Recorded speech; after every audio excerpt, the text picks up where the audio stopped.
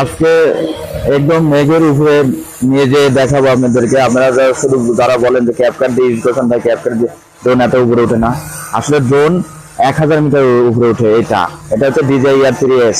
তো চলুন তাদের জন্য এই ভিডিওটা দেখতে থাকুন যে মেঘের উপরে কিভাবে নিয়ে যায়।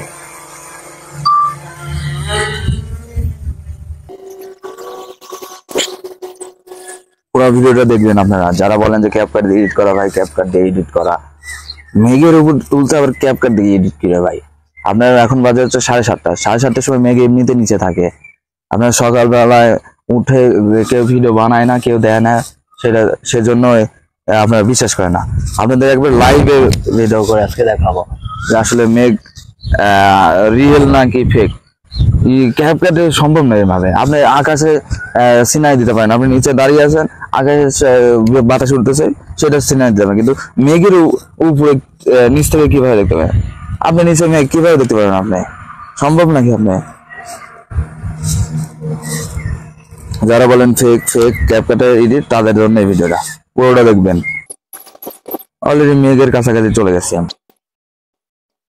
এই যে মেঘ দেখা শুরু হয়ে গেল। দেখতে পাচ্ছেন আপনারা মেঘ।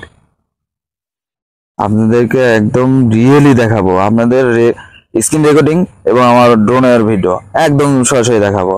কোনো ইয়ে নেই এখানে, ফেক কোনো ভিডিও নেই, যা আছে সব অথেন্টিক। দেখতে থাকেন। মেঘের মধ্যে ঢুকে পড়েছি। ফেক কোনোদিন ফেক। এটা DJI-R3S। আমার যেটা আগের ছিল DJI Mini 3 Pro, ওইটাতে 500 মিটার, ওইটাতে মেঘ পাইতাম না। তবে এই টাইমটা যদি ট্রাই করতাম তাহলে পাইতাম, কিন্তু এই টাইমটা তো আমি ট্রাই করতাম না কোনো সময়। এই যে মেঘ দেখতে, মেঘ ভাসতেছে, আপনারা দেখতেছেন। এই যে আমি ক্যামেরাটা একটু উপরে করি তাহলে আরো সুন্দর বুঝতে পারবেন আপনারা। এই যে দেখেন কত মেঘ। এখন সকালবেলা ভাই, সকালে আপনি হচ্ছে মেঘ অবশ্যই এমনিতে ভালো পাবেন। আর আপনি বিকেলে যদি ট্রাই করেন তাহলে একটু অসম্ভবের কাছাকাছি, কারণ হচ্ছে বিকেলে মেঘটা দৌড়াদৌড়ি করে এবং অনেক উপরে চলে যায়। এই যে 900 মিটারে দেখেন, একদম রিয়েল, কোনো ফেক নাই। আপনাদের স্বার্থে আপনারা যারা বলেন যে ক্যাপকাট দিয়ে ভিডিও, তাদের জন্য এই ভিডিওটা দেখুন। একদম দেখেন, স্ক্রিন রেকর্ডিং সহ আপনাদেরকে ভয়েস রেকর্ডিং সহ একদম দিয়ে দিলাম। দেখেন এই যে মেঘ